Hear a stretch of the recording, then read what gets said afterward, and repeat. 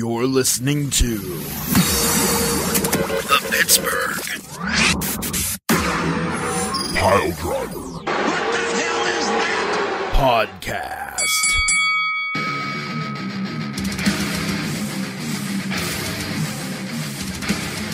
It's that time. We're, what are we doing, Beef? Rolling. We're rolling into episode 2 this week of our go-home shows for WrestleMania season. You heard a lot of WrestleMania speculation on the last show if you listened. If you didn't listen to the last show and you're listening to this one, I question your ability to understand how episodes work.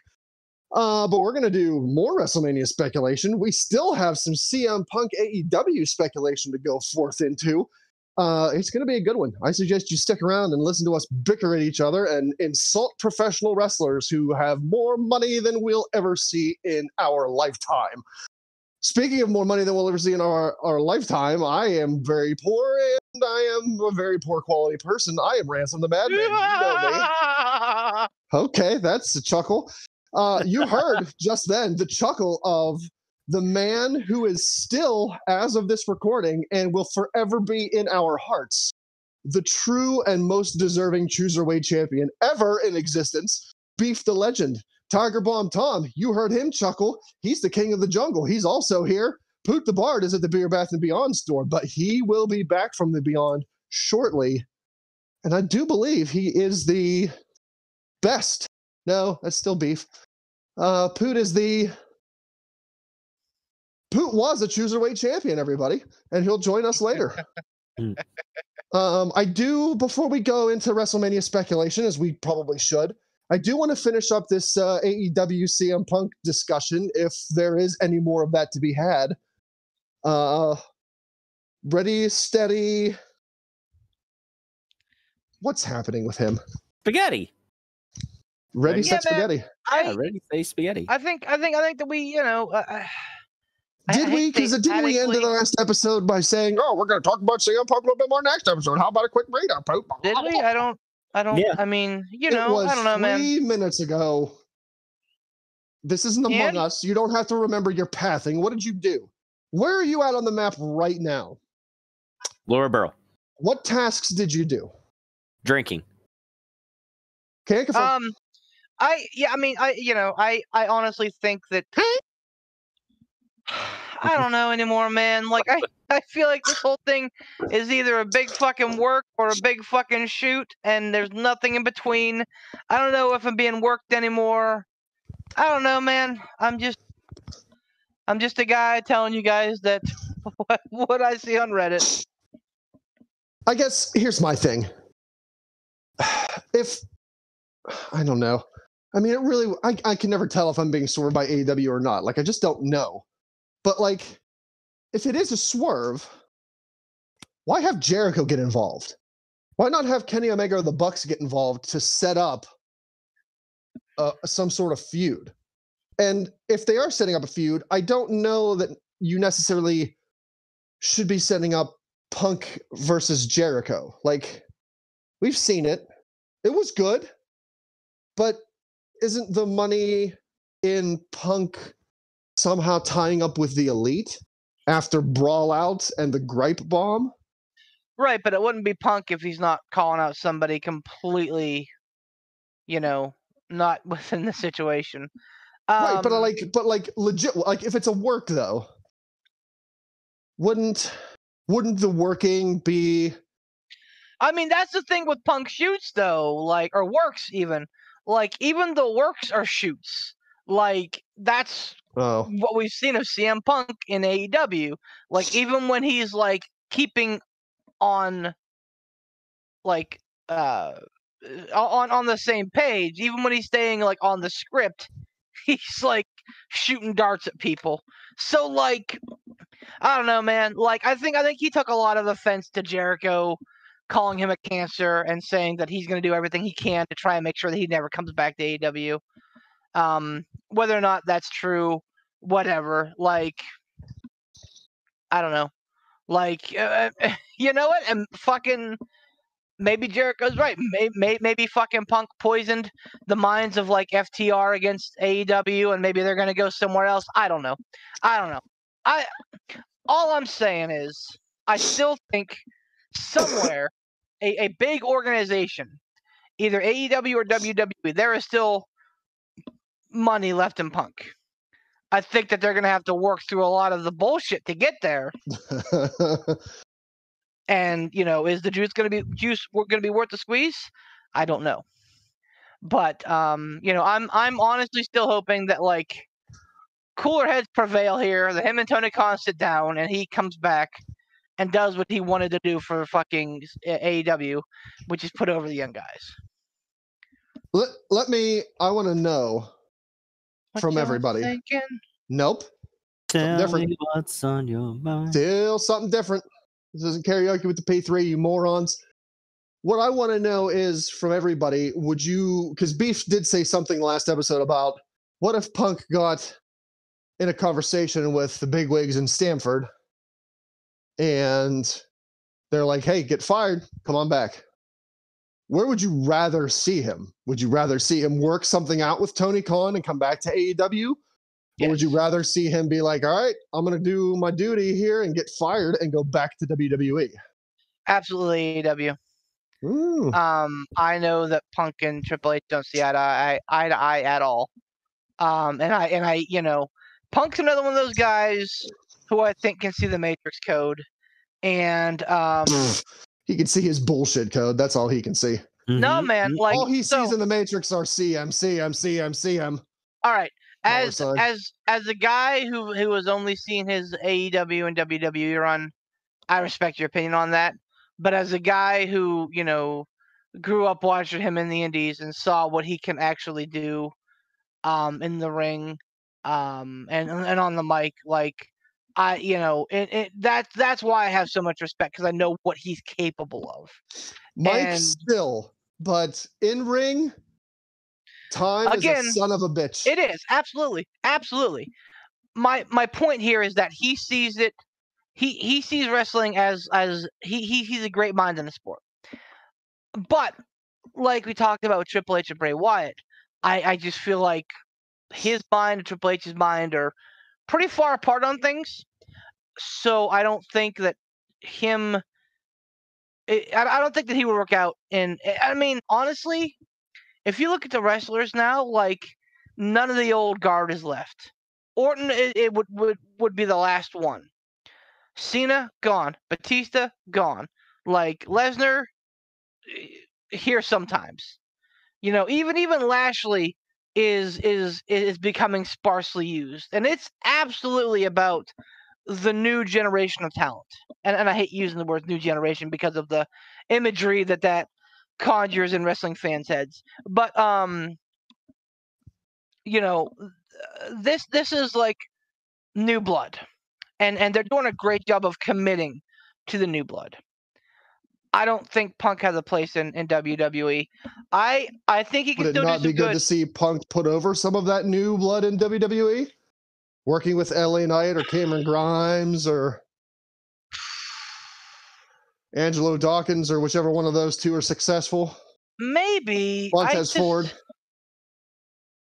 Boy, Theory? You know, Punk and Theory? Here's the thing. I think Punk meshes well with MJF. I think Punk meshes well with like FTR and like some of the young talent over there.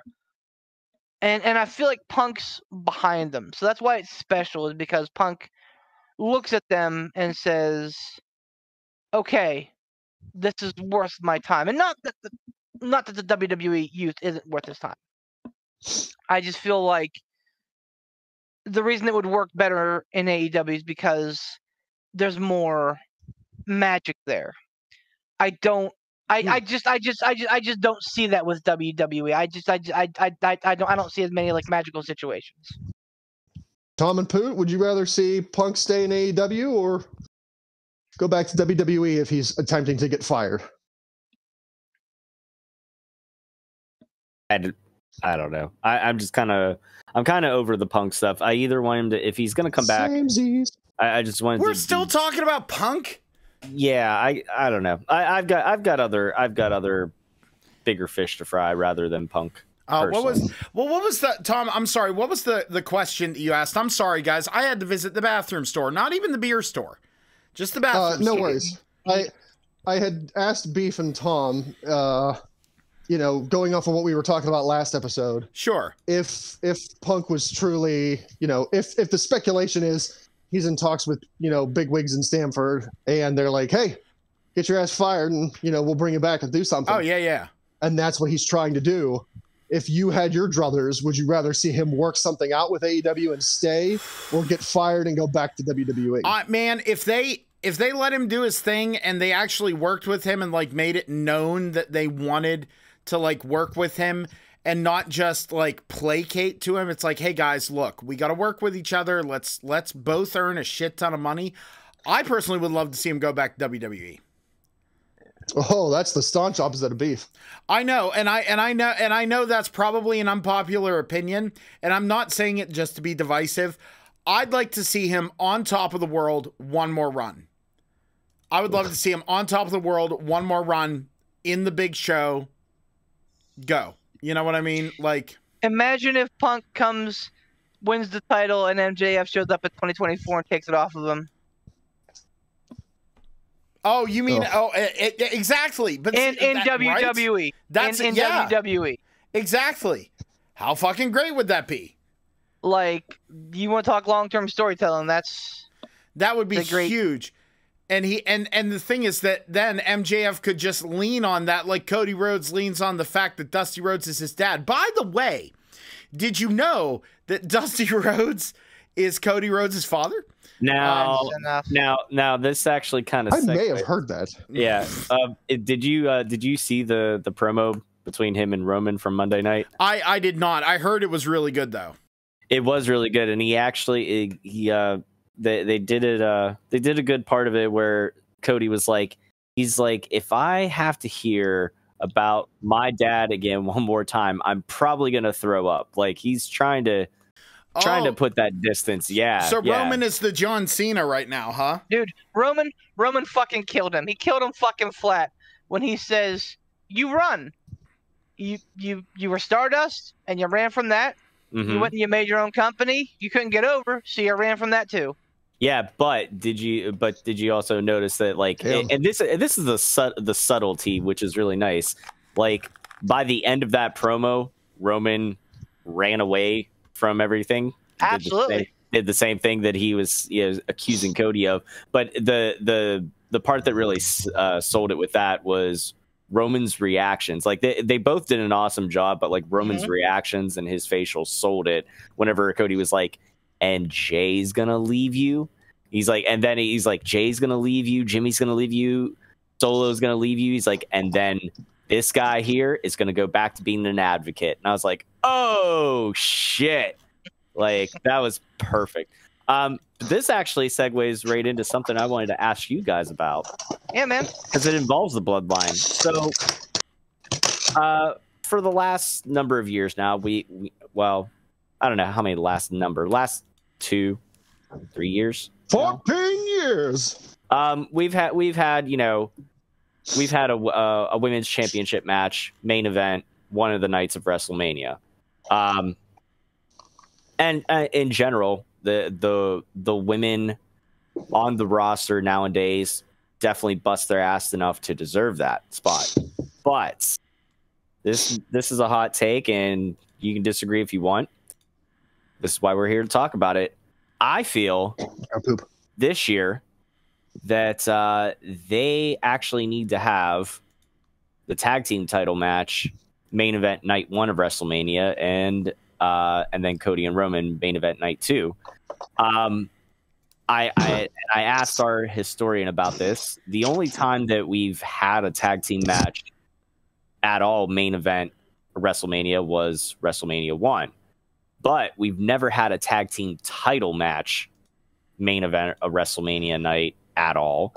And it'd be kind of nice to get that from a historical standpoint, but also from a storyline standpoint, because can you sit there and tell me honestly that storyline wise you'd rather see Bianca Belair versus Asuka or Rhea versus Charlotte, either one of those matches main event and close out night one over Sammy and KO versus the Usos. So that is my question. So that is my question to you guys. What do you think should main event night one of WrestleMania? Because we already know night two is going to be Cody and Roman. That's set in stone. There's no discussion about that. But night one, it's still kind of up in the air. A lot could happen down to the 11th hour. I personally feel it should be the tag team title match. I feel like storyline wise, there is probably like you mentioned, Poot, about like a Road Warrior-esque pop. That pop that Sammy and KO got when they were just from a hug was fucking louder than any pop that I've heard in recent memory since Bray Wyatt had returned. Ugh. That I honestly can't think of a bigger pop that since then. Pop. It was huge. Pop it. But storyline wise, that's one of the biggest things. And if you go back a couple episodes, you can Beef could attest to that because of how emotionally invested he was in thinking that Sami Zayn even had a chance against Roman Reigns at Elimination Chamber. Like the crowd is firmly behind this. Like they are invested.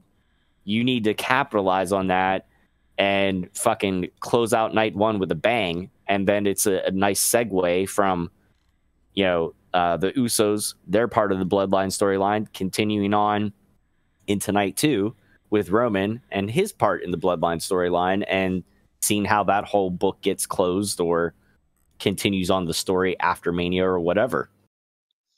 So, Poot, what am I on this podcast other than the champion? You're the encyclopedia, buddy. So you would say a wrestling historian, right? Yeah. Okay. Yes, I would say it in a Don't more put words in his mouth, Beef. I would put it in a more froofy way that you are a wrestling historian. Okay, My great. emotional support boot. Ransom, Yes. who won the Royal Rumbles this year? That would be Rhea Ripley and Cody Rhodes. Okay. So, what happens when you win the Royal Rumble, boys? You get to main event WrestleMania. And nobody ever said main event. You get a You get a match at WrestleMania. I disagree, sir. Well, you can disagree, but there's never worded. You get a You main are event. wrong. Go back and watch any of the Royal Rumbles from '92 onward, and they literally say main event WrestleMania. We don't. Now, Didn't John Cena and The Rock main event WrestleMania and not the Rumble winner? Oh yeah. Hold the fuck on. I'm not saying that they Rude. always said main event. I'm saying that for the most part, that is the verbiage used. For the majority of winner- the time, if you will. The winner of this match goes on to WrestleMania to face the champion in the main event. That's what you play for. You a main event shot at WrestleMania. I am all in on the Bloodline. I think it's a great story. I think that Sammy and Kevin winning the titles is a huge moment. Again, especially for Kevin, because that'll be a triple or a grand slam for him. But they didn't win the Royal Rumble. Oh. You know who did win the Royal Rumble? Cody Rhodes, who was main eventing WrestleMania, and Rhea Ripley, who is going to be main eventing WrestleMania. Oh, damn. Okay, but historically, we didn't have two nights of WrestleMania for however long, forever. Mm-hmm. It's only been in recent years that we've had two nights of WrestleMania. Mm-hmm. Now, to your own credit, you said it's not every single time, but a majority of time they've used the verbiage, to go on to the main event of WrestleMania. Okay. But the fact of the matter is that could be the verbiage they use, but that's not the guaranteed thing. Winning the Royal Rumble guarantees you a title shot at WrestleMania. Plain and simple. It could be the main event. Many times it very well should be the main event. But it doesn't have to be. But it doesn't have to be. But it doesn't have to be. We've poo-pooed when a Royal Rumble doesn't main event WrestleMania. Oh, yeah. No, and I agree. But in this case... I'm not talking out of two sides of my mouth here. I am a wrestling historian. I am a wrestling historian for a reason because I like the history. And when a Royal Rumble win should not equate to a number one contenders match. You're in the Royal Rumble so that you can face the champion on the biggest stage of them all. Say what you will about AEW, WWE is still the top. It's still the top of the pyramid, and WWE's apex show is still WrestleMania. The Royal Rumble is not a number one contenders match, and I've hated when it's treated like a number one contenders match. You want to do a number one contenders match? That's fine. Do a fucking fatal four-way. Do a fucking six-pack challenge. I don't care. The winner of the Royal Rumble should main event WrestleMania, and the winner of the Royal Rumble this year will main event WrestleMania. Okay, so follow-up question. So I'm confused. Were you asking everybody on this podcast a question, or were you just looking to pick a fight with Beef? I was trying to ask everybody a question. I'm going to go with yes on that, Ransom. Something happened. Something happened there.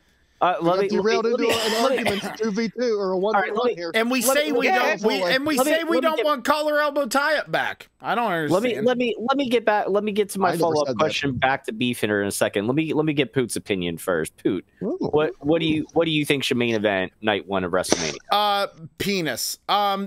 So agreed. What do I think should main event WrestleMania? I think that it should be the winner of the Royal Rumble. However, at the beginning of all this, posing the idea of would you rather see the tag match main event or would you rather see, and I was like, oh yeah, I want to see that be last. I want that to be like the thing to end night one. But then you said Charlotte and Rhea Ripley, and I know there's not a lot of love for Charlotte around here, but you put her with someone who can fucking work, and by God, you get a good match. I sat there and went, ooh.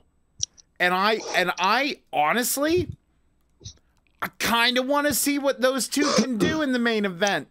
I kind of want the penultimate match to be the tag match and then have them main event. Not just because it's, I understand the like, and I'm not trying to, there's no way I can slice this that it's not going to sound like kind of, whatever. But like, I think personally that, and even though in the past couple of years we've had the women's title main event and they've made a big push over the past couple of years, which has been a really good thing.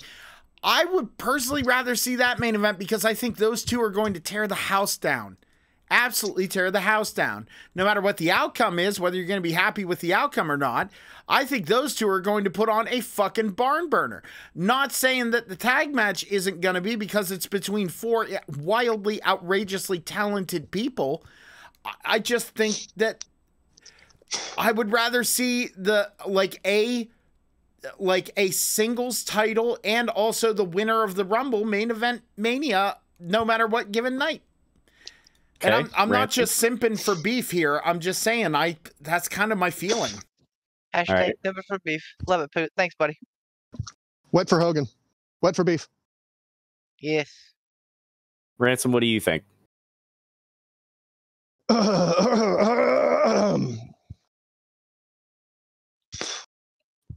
The wrestling traditionalist in me always wants to see the Royal Rumble winner main event WrestleMania.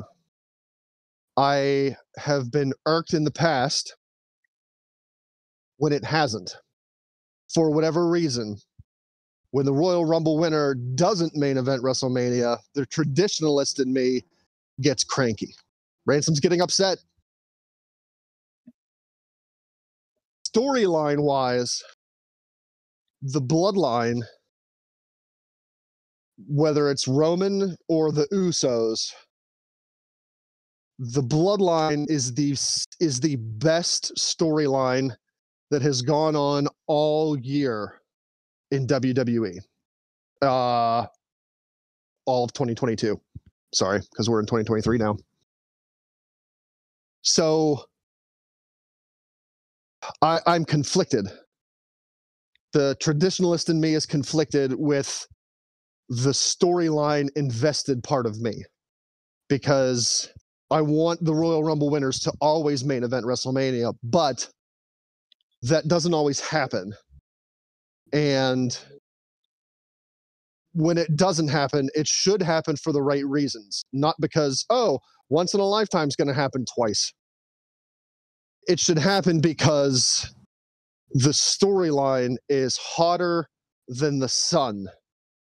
And in WWE right now, hell, I'll go as far as to say in wrestling right now, the Bloodline storyline is the hottest thing going. I wouldn't be upset either way, just because of that fact. If Rhea and Charlotte main event night one, I'm happy, because Rhea's the winner of the Royal Rumble, and I think she deserves to main event one of the nights of WrestleMania. If the tag match main events WrestleMania, I'm not going to be upset, because it's the hottest storyline in the wrestling world, in my opinion. So I'm happy either way if one of those two things happen. Okay. So I'm with Beef, though. I think Rhea and Charlotte, I think they're going to main event night one. So I guess then the follow-up question to Beef would be, if you weren't going to get Rhea and Charlotte main eventing night one, then who? I guess I should have posed the question a little bit more like, what do you think is best for business? Oof. In that sense, you know what I mean? But I listen, I totally respect and get the traditionalist side.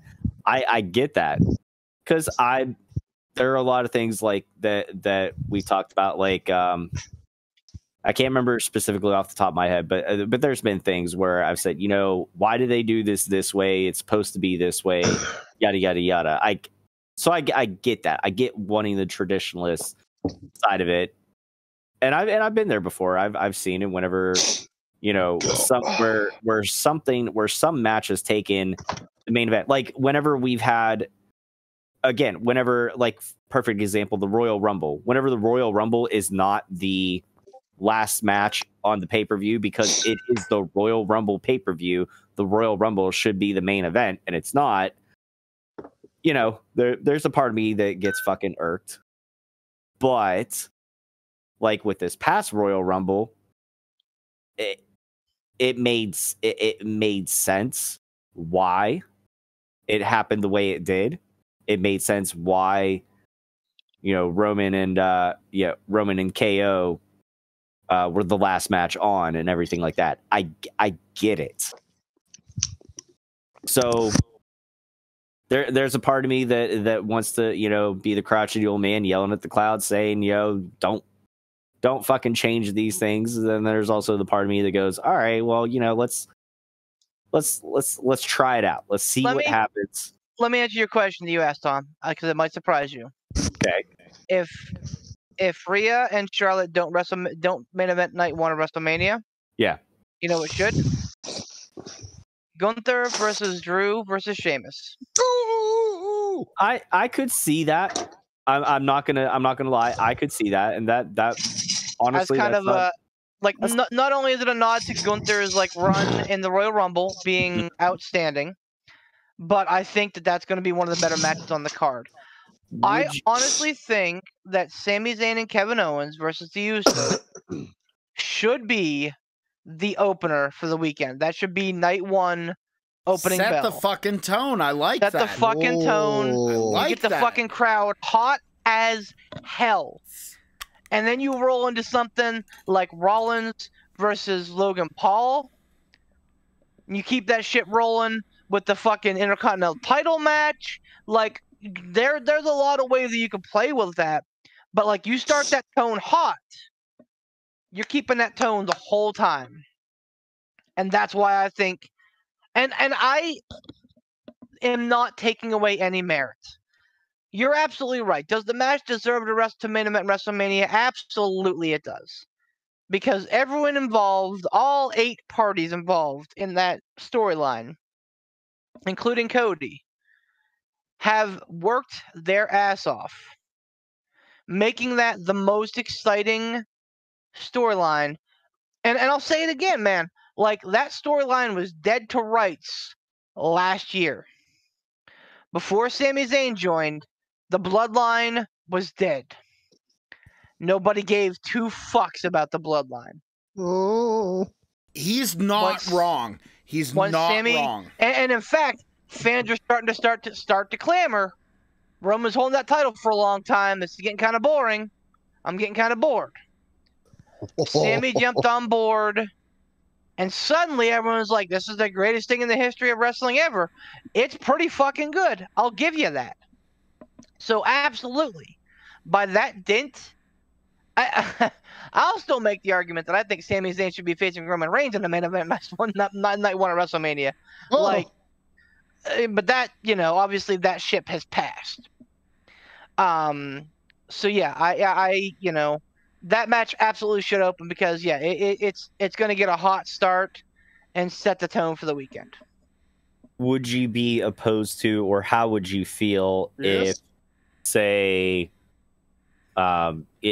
regardless, say if neither one of the women's matches main evented night 1, the women's title matches, but how would you feel if the women's title matches opened up both nights, night 1 and night 2?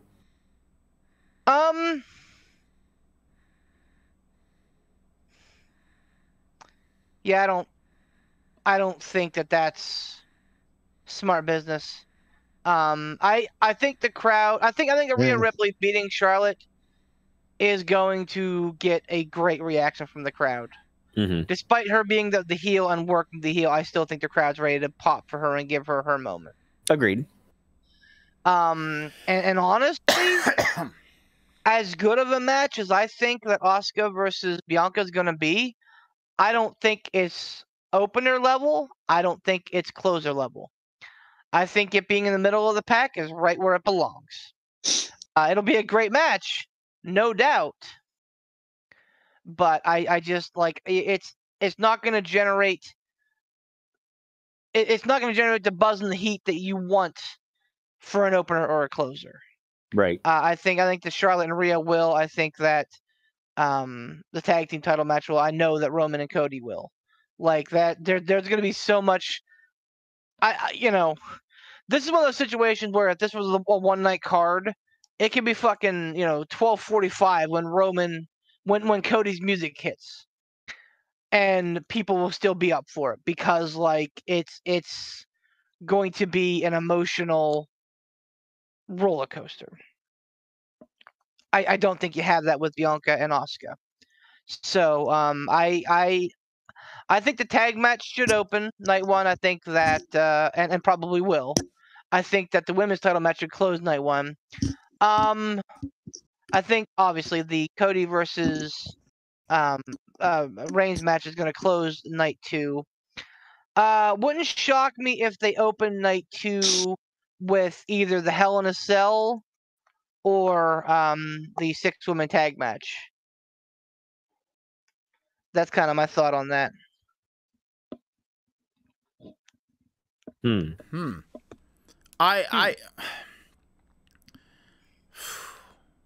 Yeah, I mean it's I don't envy I don't envy Triple H in the sense of trying to decide booking the order of the show, because we do have a lot of like really good matches, a lot of good stuff to look forward to. You just mentioned the Hell in the Cell, like honestly there's so much that's there that I'm often forgetting how much is actually there, because I have blinders on to the whole fact of the Bloodline stuff going on. Like I really do.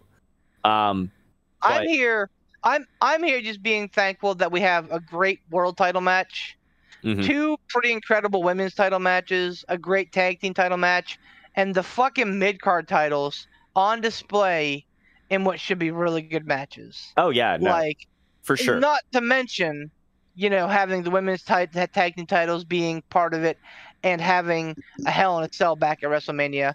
Like, all of these things are absolute wins for me. Yeah, it's like I was saying, the Hell in the Cell match, I almost forgot about the fact of that being a thing, just because there's I was focused on all the other things over here. It's like whenever you go to like one of those weekend, multi-stage music festivals, and you're like, the garage sale. Yes, WrestleDeals.com. WrestleDeals.com. When you go to somewhere where you have 3 stages of music going on, and it's like, oh, this band is playing over here. Oh, but man, this band is over here now. It's like, oh man, I don't know where I want to be. There's so much going on. I do. You just described my entire week next week from like Thursday onward. Yeah, like I'm sitting here looking at the schedule going, fuck, why are they doing the Hitchcock Memorial Show at the same time as Bloodsport? Damn you, damn you, damn you. Even, I don't know if you guys have glanced at the Stand and Deliver card. Pretty fucking choice. When is Stand and Deliver? It is on Saturday, prior to Mania. I don't have the exact time on that, but yeah, I think it's 1 p.m. Eastern Standard Time. Okay. We're looking at Gargano versus Walla. Breaker versus Mello. The 4-way match for the ladder match for the NXT Championship, NXT Women's Championship, which is Gigi versus Joey Stark versus Tiffany Stratton, Lyra Valkyria, and Indy Hartwell. I don't know. So something's going on with Roxanne Perez. Like something, they took her out for some reason. From what I've heard, there was actually some sort of actual legit injury. They weren't sure how serious it was, but storyline wise, they're playing. They were playing it off like kind of almost a la HBK style or whatever. Right. Back in the day. Alba Fire and Isla Dawn are getting a shot at the titles. Fucking peep this North American title match. This might be the match of the weekend. Wesley versus Dragon Lee. That's going to be JD McDonough versus dumb. Ilya Dragunov versus Axiom. Listen, if Ilya Dragunov is involved in something, I'm sold. Dude, this is Dragon Lee's debut. I don't know how many. You guys probably don't know too much about Dragon Lee. He's fucking incredible. And he is going to be that match is going to be off the fucking chain. So like, yeah, and then buried in all of this, The Rock's daughter is debuting. Her in-ring debut is that night. She hasn't had an in-ring debut yet? On the fucking Pebble. Wait, yeah. She has not. Okay, well, I mean, I know she's been on TV, but I didn't realize that she hadn't actually gotten in and wrestled yet. Yep. Wow. This is it, and that what a hell of a time for it. Who's she facing again? So it's Chase U, which is Andre Chase, Hugh Hudson, and Thea Hale versus and Tyler Bate versus Schism, Joe Gacy, Rip Fowler, Jagger Reed, and Ava. AKA Joe Gacy, The Rock's daughter, and the tag team formerly known as the Grizzled Young Vets. Correct. Yes. For those that may not be well in the know. Yep. So yeah, I mean it's gonna be like Stand and Deliver is gonna be fucking great. WrestleMania is gonna be fucking great. And I mean like I just saw that just added to the Ring of Honor pay-per-view. I can't remember the fucking Supercard of Honor is El Hija de Vikingo taking on or defending his title against Commander. Those two dudes are gonna fucking tear it up. El Hija de Vikinga is fucking stupid.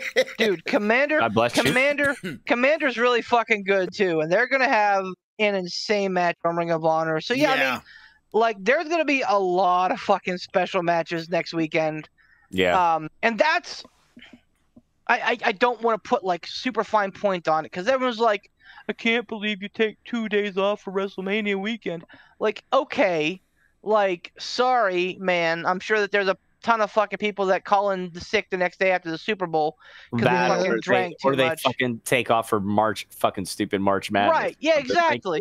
Like this is my fucking wheelhouse. I'm gonna be in all my fucking stupid glory, watching all these fucking streams, fucking grabbing as much content as I can, and just, and what I need to fill in the fucking gaps, here's fucking WrestleMania 31, or here's fucking WrestleMania 21. Like, pulling great stuff from the past. Like, this is it for me. Like, as a wrestling fan, as a wrestling historian, and a fucking traditionalist, there is so much, and that's why I love WrestleMania weekend.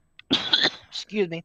That's why I love this con that happens every year, where like the same fucking like 12 people wrestle at all these different shows. We get all these crazy different fucking matchups, and just a lot of really intense, great shit is going to be happening next weekend, and I'm here for every last bit of it. Yeah, man. Like 100% here for it. I make that a very big point at my job every year. Like when we go like, okay, hey, write down in the book when you're not available. And I'm like, this year it was just to kind of conserve a day. But I put in, I was like, listen, Friday, Monday of that. And one of my coworkers was like, oh, I see you're just trying to get the beginning of the month off. And I was like, no, this is important. Like, this is important. This is a tradition. Like that's what this is for me. And the thing is, throughout the year, I love wrestling, but man, like I get busy and I get like being able to watch all the weeklies, man, there's a lot of fucking wrestling on right now, which is an awesome thing, but it's a shit ton of fucking wrestling. It's hard to keep up with all of it sometimes, like to watch the actual programming. But like every year at Mania, and I would say the Rumble are the two times that it reinvigorates me to go like, I love wrestling. Like the Rumble makes me go, I fucking love this event. But like Mania weekend makes me go, man, I fucking love wrestling. Every time. Yep. I absolutely couldn't agree more. So what about you, Ransom? Yes. Oh yeah, I mean, what you guys said. Like it's, for people who love the soap opera, the male soap opera that is wrestling, it doesn't get bigger than Mania weekend. Right. I think there's only been one Mania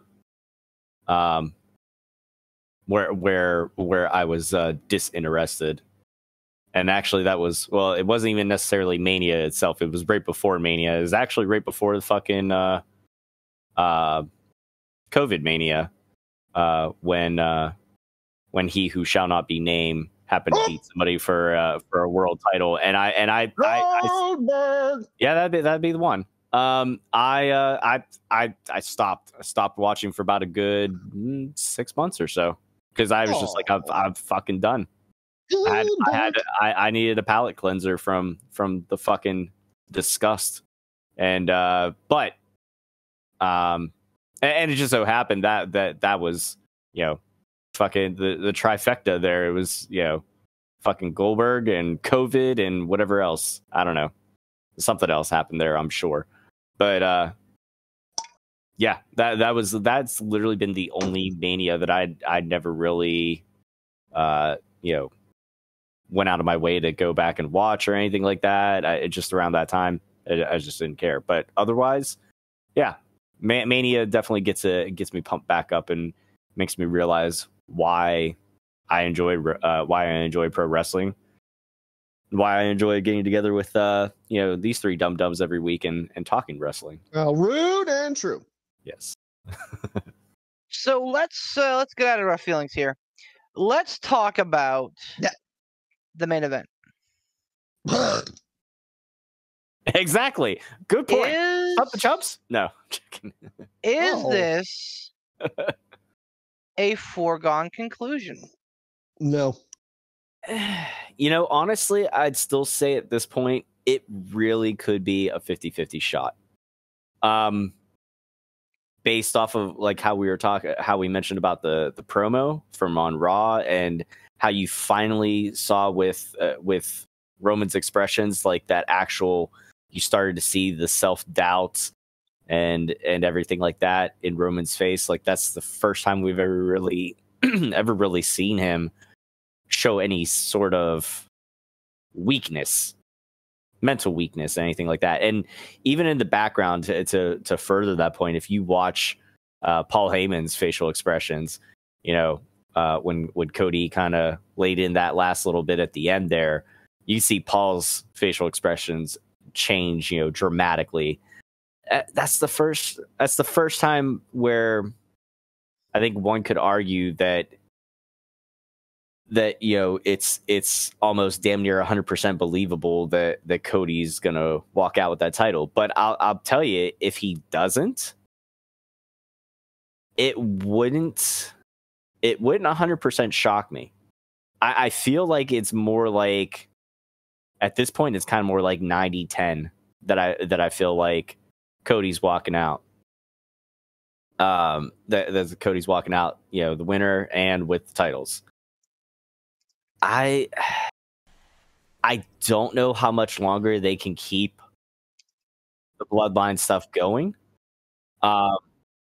As far as Roman being on top and or the Usos being on top, I feel like if Roman walks out still holding those titles, regardless, I don't think the Usos are walking out with their titles, and I feel like if Roman walks out the champ, we have to start to see the downfall of the bloodline soon after, because they've already started planting those seeds of dissent.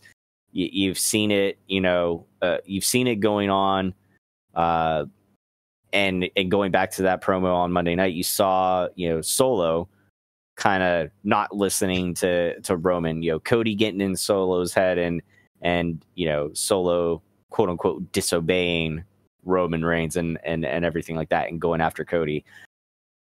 I don't know how much longer they can keep it going on. I want to say like, yo, hey, keep it going as long as you can. But it kind of feels like we're coming to the end of this. And I'm okay with it being a little bit predictable as long as the storytelling is good. Like, I don't care how many times I've seen the movie The Crow. I don't care how many times I've seen, you know, Avengers Endgame or anything like that. Like, I know what's going to happen. I know the story. I don't care how many times I play Final Fantasy VII, The Legend of Zelda, whatever, you name it. If I know the story and I know what's going to happen, that's fine. Same thing like we were talking about before we got on the podcast or in between episodes about, you know, rewatching The fucking Office or Scrubs or whatever. I know what's going to happen, but the storytelling is still good, and I'm still interested in it, and it's still entertaining to me. I'm going to make mine plain and simple. And that was an excellent diatribe, Tom. Thank you. Very much it was. For me, I'm going to make it very simple. Cody's walking out with that belt. Roman's taking a break. Bloodline's going to collapse. Like, it's that simple. It's the next step. We are walking not into a new champion, not into just like, oh, okay, well, this, it literally is going to be like, okay, now. Like, now we're taking a step past this. Roman had the belt for a good, healthy, long time, and it was history making, and it's like getting past that. This is proverbially passing the torch and moving forward. And if we can give Roman Reigns some time to breathe, when he comes back, he'll get a fucking big ass pop. And he'll be able to, with his newfound skills and experience, actually be a viable face or a viable tweener versus being a heel. I really think that's what's going to happen. That's plain and simple for me. I know it's short-winded, but it's the only logical conclusion. Ransom?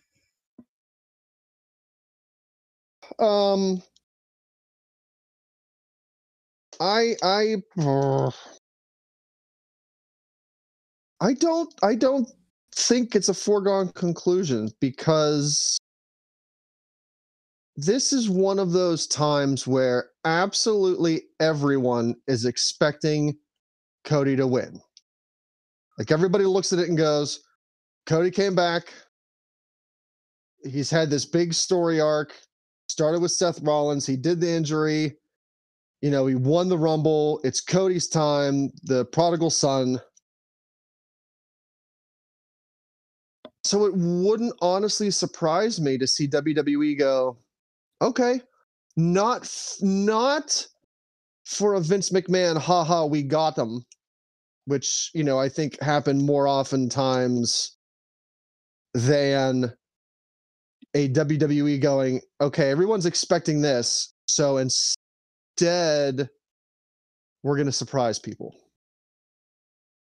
Because everyone is expecting this, we're going to call an audible and surprise people and keep them guessing. I could see that happening here. I don't know where it goes if Cody doesn't win. So I don't have a good explanation as to why Cody wouldn't win, other than the fact that everyone is expecting it and everybody believes it's going to happen. So instead of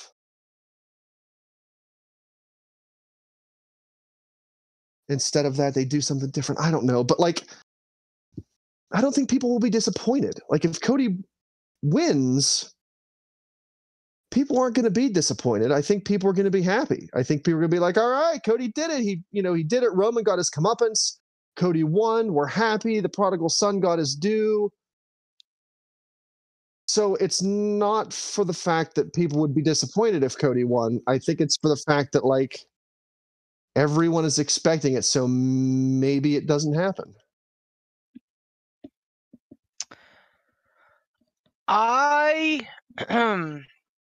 So like when Cody won the Royal Rumble, I'm like, this is absolute. This is going to happen. I'd say early March. Absolute. This is going to happen. Then I started hearing the other rumblings that Vince urged Triple H to let Roman hold the title for a long time. Now, that's not saying that Vince talked to Triple H in February and was like, hey, let Roman hold it for a long time. He may have given him that advice on his last day in the office, fucking last April or whatever, last May. Because, hey, let Roman hold the belt for a long time. And then I started hearing, the 1,000 days mark. That, there's thought that maybe they want Roman to get to 1,000-day reign. He's at 869 right now. The closer we get to Mania, the more I feel like it may still be the head of the table's time. I'm rooting for Cody. Absolutely.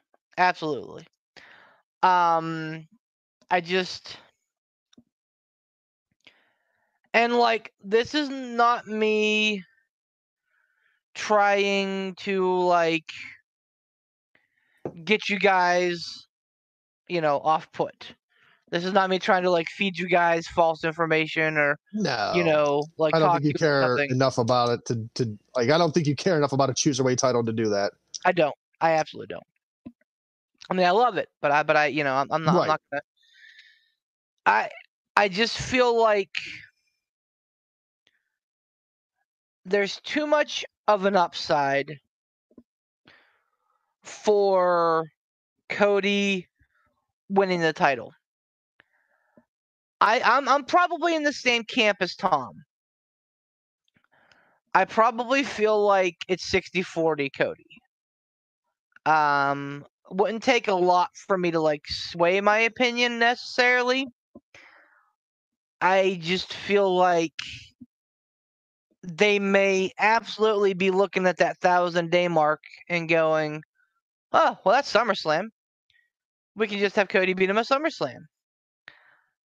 But, and I'll circle back around to this here. a point I made earlier, that before Sami joined the Bloodline, it was on fumes, right?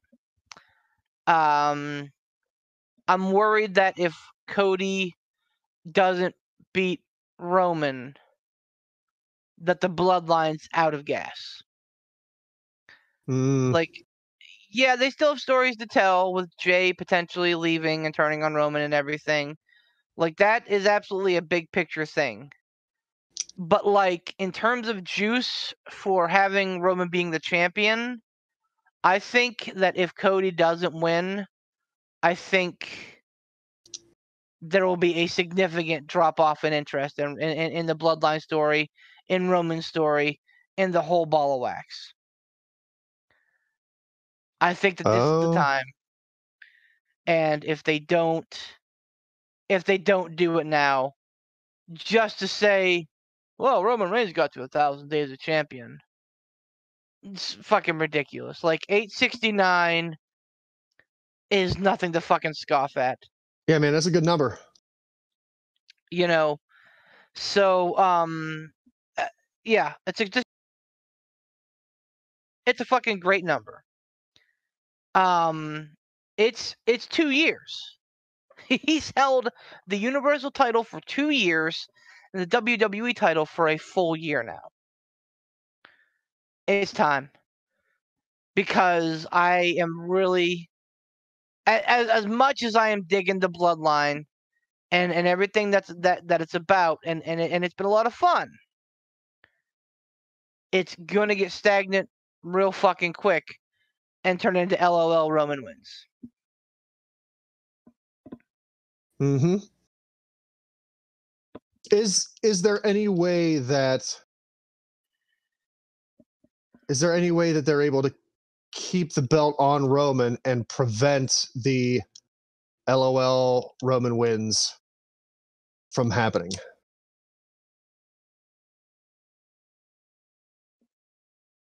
I mean, I don't think so. If they want to do the 1,000 days, is there any way that happens? I just feel like if Roman wins, I think the win's out of the sale. And I think Roman winning last year at WrestleMania was a different, set of circumstances. I think them winning the previous year at WrestleMania was a different a different set of circumstances, where like it was almost expected that he was going to win. Now I think they need to do the right thing and capitalize on every bit of this momentum that they've put into the Bloodline. Put that belt on Cody and bring back that fucking Winged Eagle title. Oh, jeez. Do you think the Winged Eagle title comes back if he wins? He said he would. He said, if I win the WWE title, I'm bringing back the Winged Eagle belt. The Winged Eagle belt is best belt. Fight me. I think the Undisputed title is the best belt. But wrong, but that's cool. I would give Winged Eagle. I would give Winged Eagle number 2 and Big Blue number 3, and then World title number 4. I would flip Winged Eagle and Undisputed. When you say world title, do you mean big gold belt? Big gold, yes, big gold. Yep. I was gonna say I really do like big gold belt. Like if there was one belt, that I want to buy myself, it would probably be that. Oh, for me, it's absolutely the $1 million title. Yep. I'm a showy, stupid fucking idiot, and I just love Ted DiBiase. I agreed. I kind of like the NXT title as well, the old one. Yeah, man, the one that looked like a fucking like film, a film cut. Yeah. I dig that one, but yeah, man, Winged Eagle is, I think we all can agree, fucking upper echelon. So damn it, Cody, stand by your word. Stand by your word. Thing. Do the thing indeed. Is there any way that they can finagle in Cody winning the WWE title but not the Universal title, and allowing Roman to hold on to the Universal title until that 1,000-day mark. I mean, if it hasn't come up yet, I don't know when it would, but like that would be the only thing that I could think of that they could do. I feel like if they were going to do that, they would have already alluded to that or made mention of that, like once Cody had won the Rumble. I feel like even if that was something that they worked into a promo or something like that, I feel like they would have done that by now.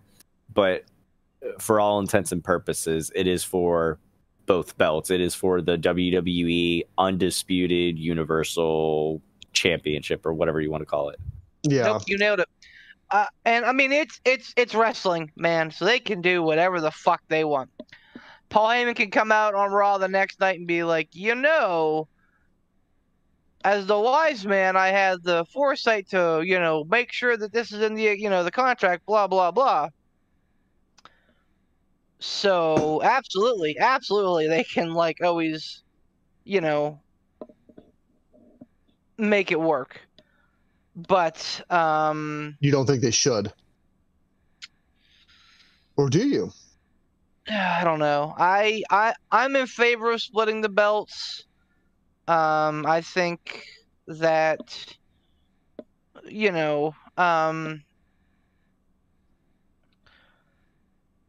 I just think that if they were going to split the belts, they should have absolutely done it prior to this year, or at Mania they should have split the title. They should have had one match for the Universal, one match for the WWE. So I absolutely think that they should split those titles out. But I don't think that they're going to. And if anything, I've read reports that Triple H has no love for the Undisputed title. And, I'm sorry, not Undisputed, the Universal title. And I saw that too. Would even consider retiring it. Yeah, I saw that too. I mean, honestly, yeah, I remember when they introduced it, we were all kind of like, all right, though. Okay. I mean, yeah, I always thought it was a stupid name. Yeah, I get, and we've gone down this path before. I know we have, so I don't want to go into a giant diatribe on it. But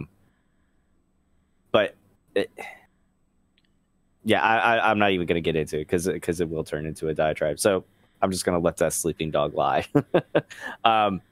But I partially agree with Beef. I don't think they're going to split up the titles. So whoever wins is winning both the belts. It'd be nice even if they still called it whatever the hell 20,000 character name that they want to call it. If they make it one belt, that would be nice. If you're gonna have a single, top of the chain champion and a top of the chain title, I don't think they need to be carrying around two belts for it. Like, kind of a la whenever they unified the WWE Championship and the World Heavyweight Championship and made it the WWE World Heavyweight Championship, and they finally, just combined both belts into one. Now on Roman, though, the dual belts is a pretty striking thing. It looks good. Yeah, no, it does. I get it.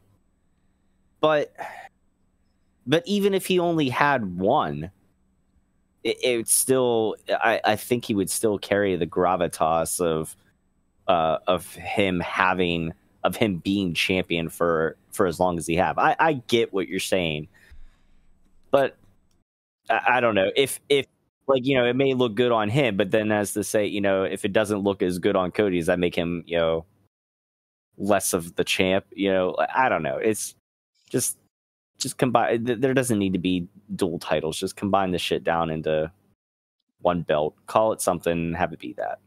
Whatever you want it to be. So if they get rid of or retire the Universal title,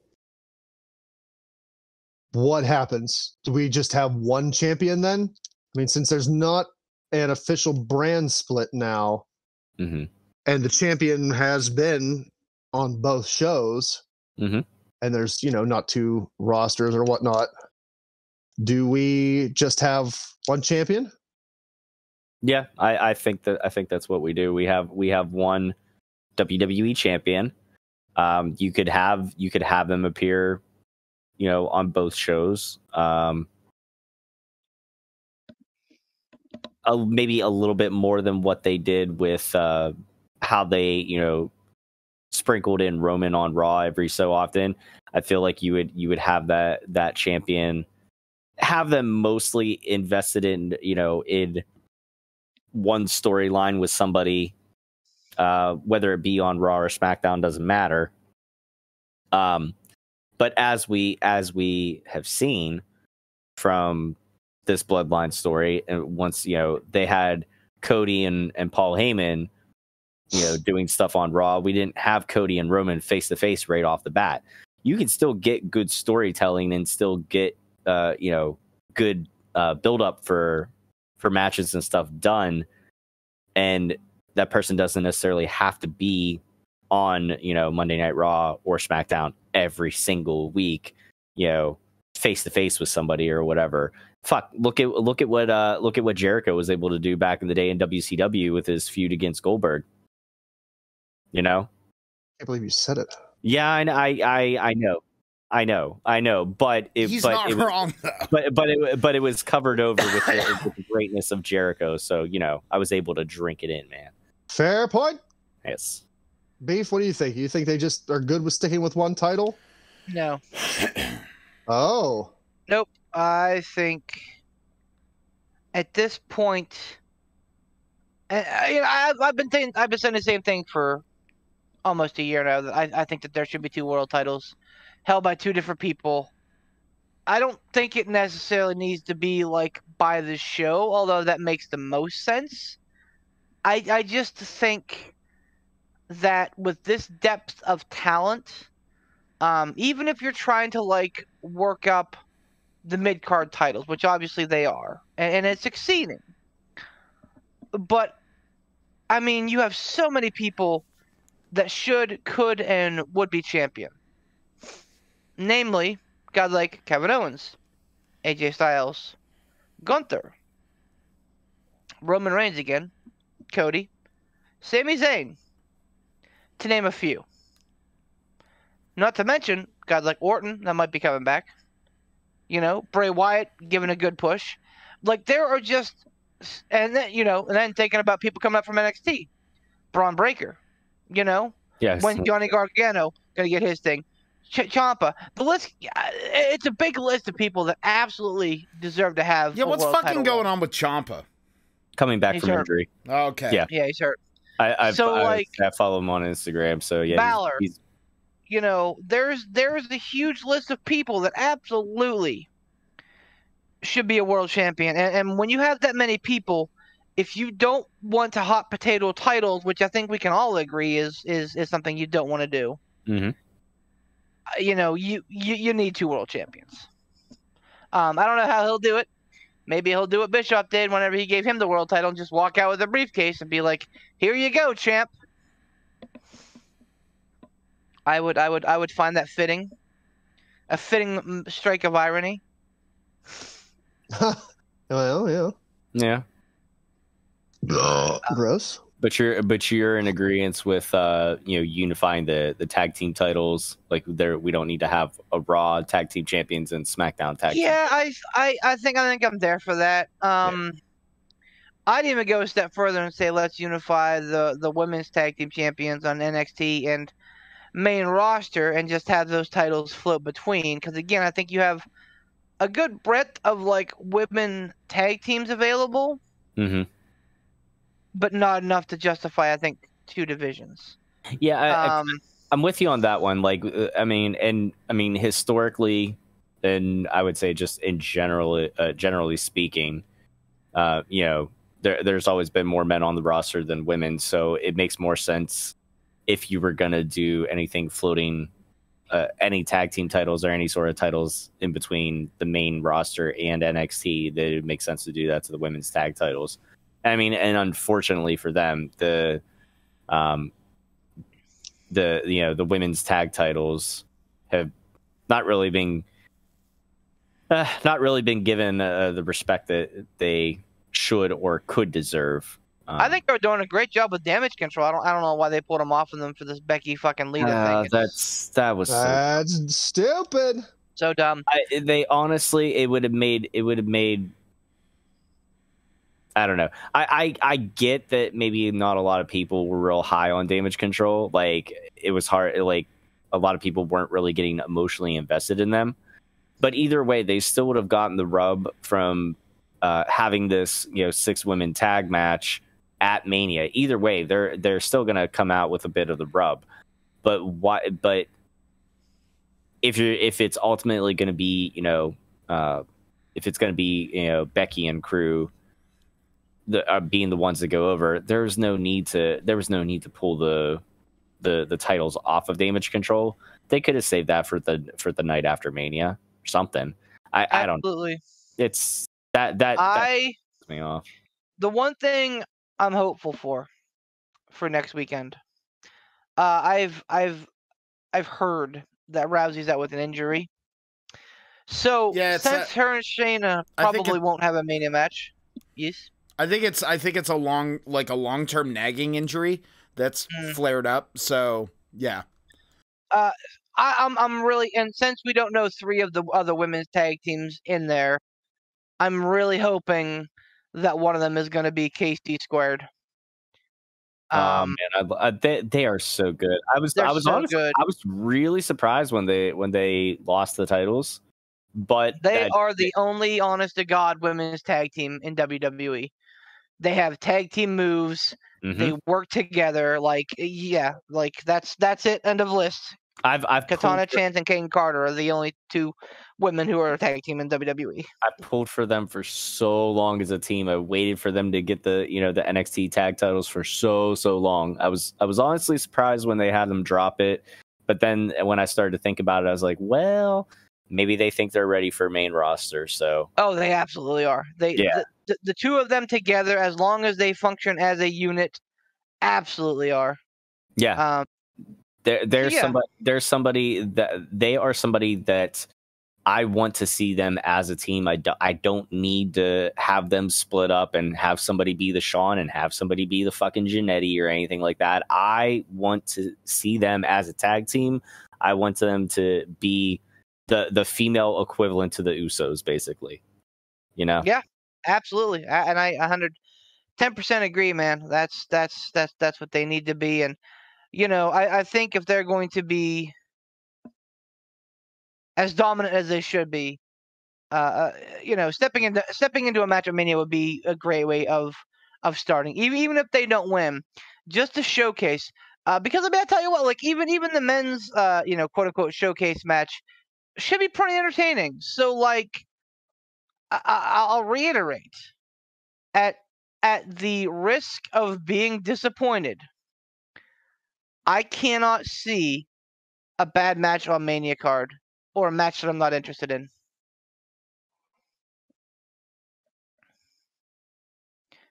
I would venture to say the only match that I'm not interested in, and I want them to prove me wrong, I want them to make me interested, is Omos and Brock Lesnar.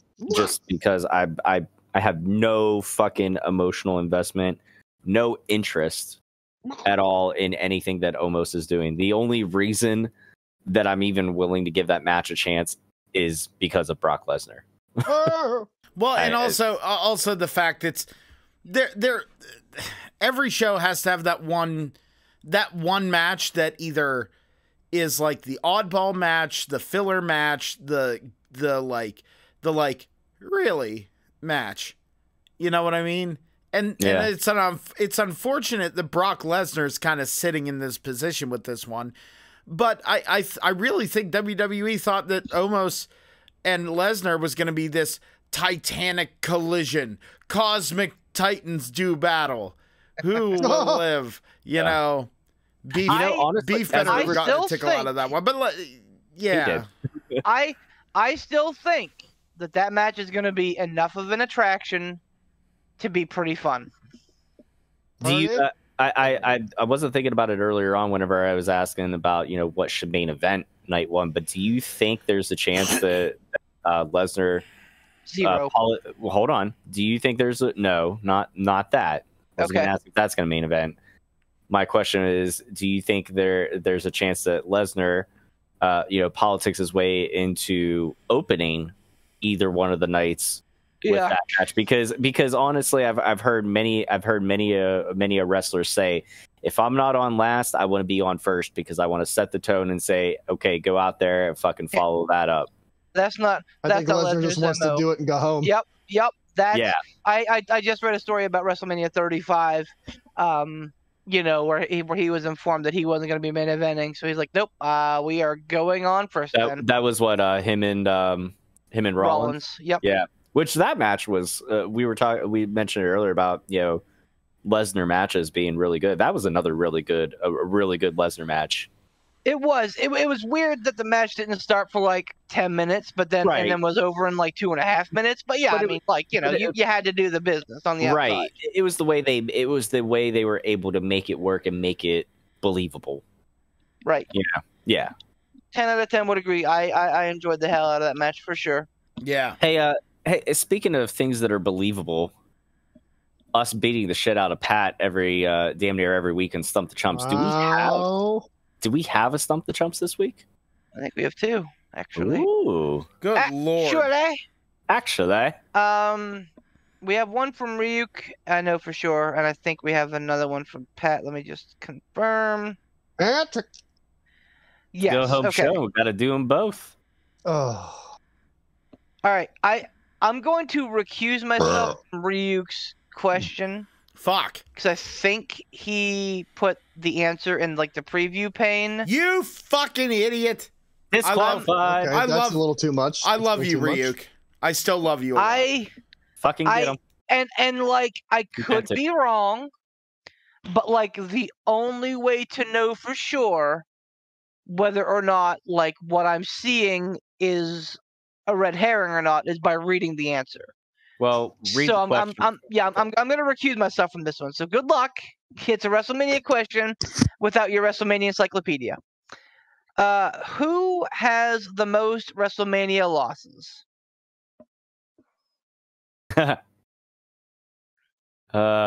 Shit.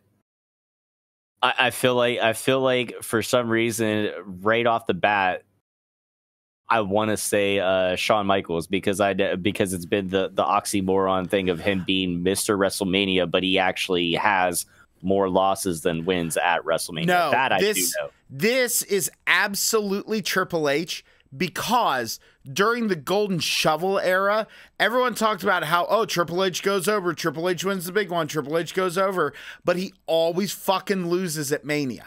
Always. Always. He always loses at Mania. I mean, I'd be good with either one of them, honestly. Michaels, I'm sorry, Tom. I didn't mean to interrupt you. I'm sorry. No, go ahead. But Michaels, you are right. His ratio is off for being called Mr. WrestleMania, but he ain't Triple H. He ain't Triple H in this. I am like 95% certain it is Triple H. I mean, I'd be good with going with that unless Ransom has something else that he's thinking.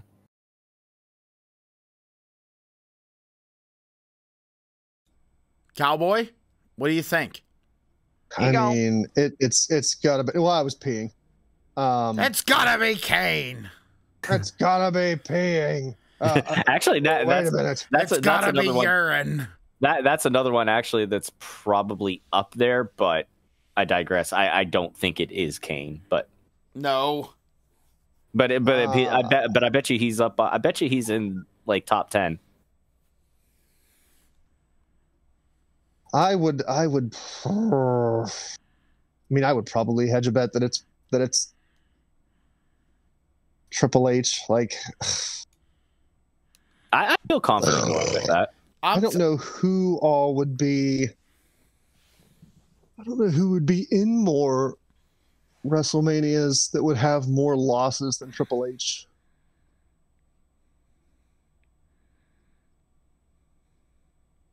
The only one that I think that if there was anyone that had more than Triple H, that it would be Shawn. But I feel like No. But I feel like even after, like once Shawn retired, Triple H was still in more WrestleMania matches, like against Roman Reigns and stuff like that. So I'd be willing to go with Poot on this one. Yeah, I can't think of anybody else that has as many WrestleManias that would have as many or more losses than Triple H. Poor guy. Yeah. So that's what we're going with is Triple H. I was going to let you guys like talk all this out, and then I was just going to go, but, and hear me out, Triple H. That's what I was going to say. Compelling argument. I am so certain. No, that's fine. Let's go with it. I'm good with that. Ransom? Oh, yeah, I'm fine with All that. right, let's do I it. can't think of anybody else. Come back, It's beef. Triple H. Maya knows. So, this was no fault of Ryuk. He did what we asked. He did a sentence, he did some ellipsis, and then he put a bunch of spaces in there. Unfortunately, the preview pane didn't account for all those spaces. He just put here, he put here we go again, ellipsis, ellipsis, and then it led with the name of the person. So Ryuk, I would just say, if nothing else, just put some filler in there, a couple sentences, 2-3 sentences ought to do it. The beginning of War and Peace. Or just like a bunch of letters, man. Like just type like 27 million letters and then whatever. Practice your helm row keystrokes. Triple H is one of the truest icons of WWE history. Some critics mock him for politicking and picking up wins that he shouldn't have, particularly at WrestleMania. Despite that narrative, it's interesting to note that the game holds the record for the most losses at WrestleMania, having gone down to defeat 13 times. That sounds like he copied and pasted it from like a fucking wiki page or something. He probably absolutely did. But Well, whatever. But hey, this is Still one of sounded those. good. It don't matter. No, It yeah, Ryuk, thank you, and also that again, no fault of your own, buddy. And I was also giving you a hard time, but I'm gonna tell you something. Whenever he asked who has the most losses, immediately I was like, the fucking game. You just bested the boys on a WrestleMania question with the beef tied behind their back. So great work. That's right. Moving right along. Bitch. So I gotta do it, Ryuk. You brought a great question, Do it. and even without the WrestleMania Rubik's Cube himself chiming in, Jeez. you lose, sir, and you get nothing. No one suspects the Bard. Oh, okay. All right then. Question from our friend the Midcard Maniac. We all know of the Undertaker's WrestleMania streak. However, they are not across consecutive WrestleMania appearances. During the streak span, what WrestleManias did he miss? It's a good question, Pat. I bet you think you got me. Oh, jeez. Oh boy. Beef's I don't about think the you flex. do. I don't think you do. Flex. I'll tell you for certain. So he his first WrestleMania match was WrestleMania 7, I believe was Superfly. WrestleMania 8 was Jake. WrestleMania 9 was Gonzalez. 10 was a match that he missed. He was not at WrestleMania 10. Nope. So let me do quick math here. What was his final record? 21-1. Yep. No. Well, that's false. Well, no, they're saying he was saying, hold on. He's saying during the streak period. Oh, I see. Okay. Yeah, reread the question. Just make sure that we're understanding it right. Well, I'm betting he's not factoring in after streak, or I'm betting he is factoring in after streak. Just worded it poorly. During the streak span, during the streak span, what WrestleManias did he miss? Yeah. So WrestleMania up until WrestleMania 30. Yeah. Yep, WrestleMania 30 was 21-1, which means he appeared at 22 WrestleManias. So that was WrestleMania 30. You muted yourself there for a second. Yeah, I know. I I have my keystrokes bound weirdly. So WrestleMania 30 minus 22 appearances is 8 Manias. And I think so basically, if he was at WrestleMania 7, Yeah. he would have only missed 1 WrestleMania. Is my math right on that? Right. Well, what was the record that we said he had? 21-1. That was once Lesnar beat him. Right. So it stops then. We're not continuing on to like Right. Because he says across the span of the streak. Yeah. Okay. So 22 matches. It was WrestleMania 30. So I guess WrestleMania 30 would be like the 31st event, right? Yes, because So basically, there's another WrestleMania out there. Okay. I don't math well, so I don't know. All right. Well, let's run it through. So 11 was Bundy. 12, I think, was Diesel. don't forget about 9. I said 9. We did 9. Yeah. 13 was Sid. Okay. 14 was Kane. 15 was Bossman. 16 may have been the other one. I think 10 and 16. 17 was Triple H. 18 was Flair.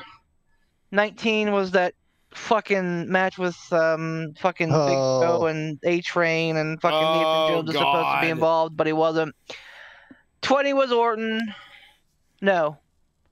20 was Kane again. 21 was Orton. Yep. 22 was Henry. 23, I think, was Batista. 24 was Edge. 25, I think, was Michaels. 26 was Michaels. 27, Triple H. 28, Triple H. 29, Punk. Yep. 30, Lesnar. 30 was the loss. So there you go. Wait. Where was Bray Wyatt and all that? 31. That was after. Oh, okay. Yeah, for funsies. 31 was Bray Wyatt. 32. Roman. Shane. Oh. Wasn't that the Shane McMahon one? Yep. 33 That was was Cena. 34 was Roman. Yep. And then 30, what would have been 36 was AJ. And that was the last we've seen of The Undertaker in WrestleMania. Okay, so we're saying WrestleMania's 10 and 16. And 16. All right. AKA WrestleMania 2000, which came from the Anaheim Pond. WrestleMania 10 came from the birthplace of it all, Madison Square Garden. I could keep on flexing, but I'm not going to. Pat, I got your ass. If Go ahead. you're gonna take a champ at this, if you're gonna take a shot at the champ, you best not miss. Oh. WrestleMania. The answer is the Dead Man. Okay, I'll go the whole thing. WrestleMania is shaping up to be great as well. Good job on Christian last time as well. Thanks, Pat. WrestleMania is the Dead Man missed 2 WrestleManias. I told you. WrestleMania X, WrestleMania 2000. Boy, when you gonna learn, sucker? You just can't fuck with. Twisted. Beef. P3.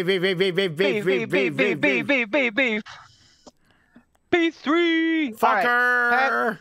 What the fuck is happening? Am I on an acid trip? Fucking American Badass, you Claude. Get cultured. Which was. Yeah, sorry, I was busy fucking being overseas while that was happening. Sue me. Oh my. Flexing. Everybody, thank you for your service, Tom. Yep, thank you for your service, Tom. Quit being a dick about it. Pat. Tom, we love you. My boy. You try, man. You were like, man, I know WrestleMania is Beef's wheelhouse, and you stepped up to the plate, dude. You were like, hey, you know what? I'm going to get Beef. And with all due respect to my other podcasters, Beef absolutely could have handled this alone because, buddy, WrestleMania is Beeflemania. My guy, you lose. And tonight, what is tonight? The 23rd of March. Well, tonight we have nothing. You get 0, zilch, nothing. He says. Just, Ransom goes, quite. Yes. Yes, indubitably. Good. Listen, I don't think we could really expound much more on anything after that solid thrashing of 2 individuals. Absolutely sound thrashing of both those individuals. It was quite good fucking Yes. questions, though. Really good questions, and we really appreciate them. Before we get into the burrito beef, go ahead and tell people how they can submit their own Stump the Champs questions. I wish you would. pittsburghpiledriverpodcast at gmail.com. 2 emails, 1 question, 1 answer. As you learned tonight, in the second email, make sure that you're typing, a couple sentences. It could be like 75 nonsense characters. I don't care. Just make sure that I don't see the answer in the preview line. Otherwise, I can't participate. And that's no fun. So, yeah, just make sure you have some sentences in there lined up. Tell us how great we are and how much you enjoy listening to us, because we all know that you do. Who? Yes. Yes. Yeah. Right. All right. Well, get ready, boys, because you're getting the extra large, double stuffed, double protein, guac included burrito. Here we go. Thank you, everybody, for listening to the P3 podcast and for our go home show to WrestleMania. I understand that, you're thinking, well, it's not the final podcast before WrestleMania. But yeah, it is, because reasons. Don't worry, you'll see why. But keep an eye out for your picks. Here's how we're gonna do it. Are we giving them till Saturday of Mania at noon, Beef? Saturday at noon. Okay. Are we only picking Mania, or are we also picking Stand In and Deliver? I'll leave it up to you guys. I'm all for whatever. Well, we got to I think decide it probably right. Mania. We got to decide it right now.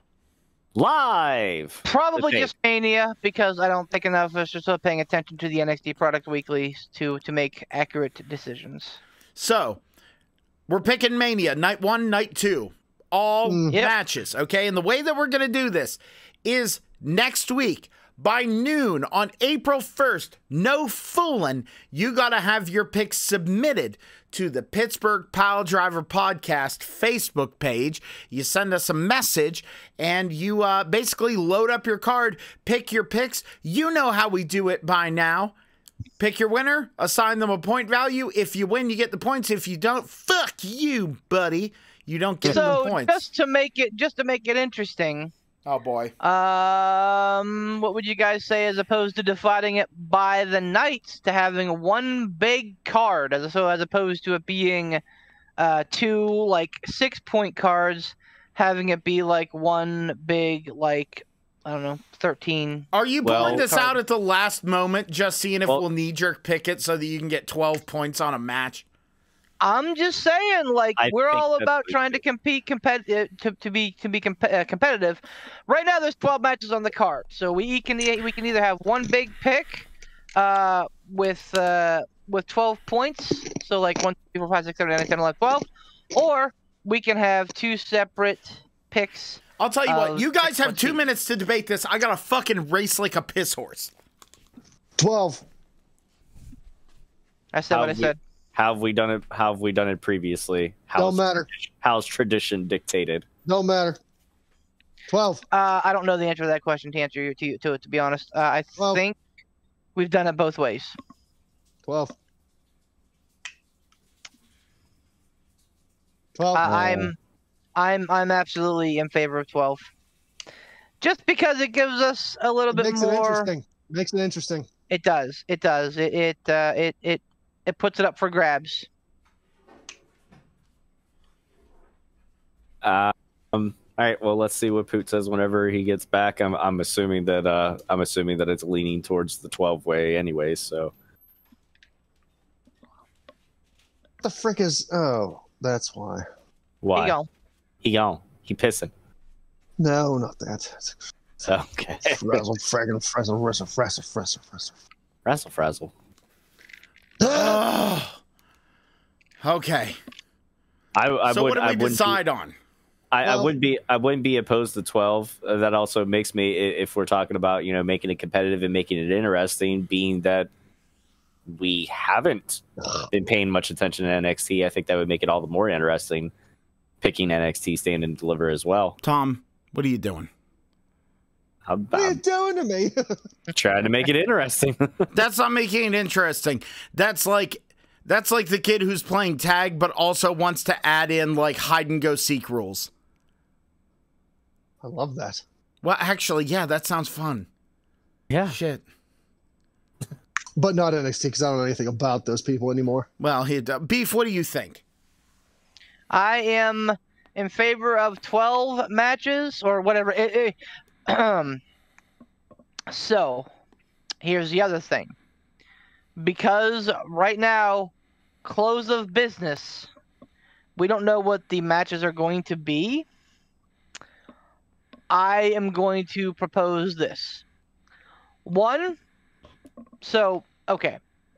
Given what we know already, I'm suggesting a 12 match card, probably going to be more, and no NXT. And I'm also saying that we give it until the end of next Friday night's SmackDown to do picks. I say midnight, Friday midnight. Well, I'm saying like the card closes. Oh, okay, so you want the Hall of Fame included. Gotcha. All right, so the card basically cuts off after the Hall of, so midnight Friday night. Well, just close it off. If the picks are due Saturday, that doesn't give us much time. Well, no, it doesn't matter that. But what I'm saying is, if the picks are due Saturday, wouldn't that include Friday's card? Yeah. So make the cutoff for the card whatever matches are announced by the end of SmackDown on. Okay. No. Whatever. No. Not SmackDown. Hall of Fame. I see where Poot's going with this.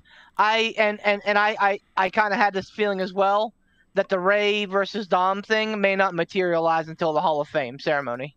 It might not, but let's just put it on the card regardless. We know it's going to be a match. Who are we kidding? Come on. I'm missing something here. What? Explain this to me like I'm 5. So, like, right now, there are 12 matches on the card. We don't know what's happening with LA Knight. We don't know what's happening with Bobby Lashley. We don't know what's happening with Ray and Dom. We're assuming that Ray and Dom's going to be a match. We're assuming that Bobby Lashley's going to have a match, and we're assuming that LA Knight's going to have a match, but we don't know right now. That could fluctuate between now, which is on Thursday, March 23rd, and Friday night, March 31st. So basically, by COB on Friday the 31st, after the Hall of Fame, we could have up to 3 new Mania matches added. That's why. Well, then. Okay, so we're saying no. You shush. We're saying that the card will be solidified after the Hall of Fame. That's what we're going to be picking. Whatever's on the card after the Hall of Fame is what we're picking. Is that what you're saying? Exactly. That's exactly what I'm saying. I'm on board with that. That sounds like it makes the most sense. So we're still saying your picks have to be in by noon on Saturday. That's correct. Okay. That's the point. Picks by noon on Saturday. Okay? So you have 2 weeks, basically, to decide on these 12 matches. So make sure that you're doing your homework. And again, like, I know that, you know, if there are other matches added next week that could throw off your rhythm, just make sure you leave some room. But you have 2 weeks until Saturday, April the 1st at noon Eastern Standard Time. One big match card. Every match on WrestleMania. Every match announced by the end of March 31st, the end of SmackDown in the Hall of Fame, will be included. There will be 12, 13, 14, 15 points up for grabs. 15 matches to pick from, which could equal a whole lot of points. What are you talking about? He's saying there's going to be because at LA least Knight's 12. not on the card, Ray's not on the card, Oh, okay. Lashley's not on the card. Yeah, he's saying as of right now. Oh, there's as of 12 right now, there's matches. 12. There could be up to 50. Okay. I almost had Yeah. a stroke for a second. I was like, Beef, look, man, I know I'm bad at math, but fuck, come on. All right. Like- so my other suggestion would be, depending on when this podcast gets released, we need to make a Facebook post as well, letting take care people of it. know this is what's going to go down. Yes, sir. Absolutely. Awesome. Sponsors down in the information. Check them out. Casual Gaming Dad. Subscribe to Ransom. Follow Beef the Legend 13 over on Twitch. Follow Poot the Bard over on Twitch. Follow Casual Gaming Dad 84 over on Twitch. That's right. 3P3 Boys be streaming, motherfuckers. And gouldgaming.com. Tom, also, some of your stuff is borked on there. I went to try and buy a shirt and there's nothing. Also, I want to, wrestledeals.com. Also, I want to tell you to follow the P3 podcast anywhere. Search for Pittsburgh Piledriver Podcast or P3 Podcast on YouTube, but for safe purposes, Pittsburgh Piledriver Podcast For safer. all over the place. For myself, Poot the Bard, baby.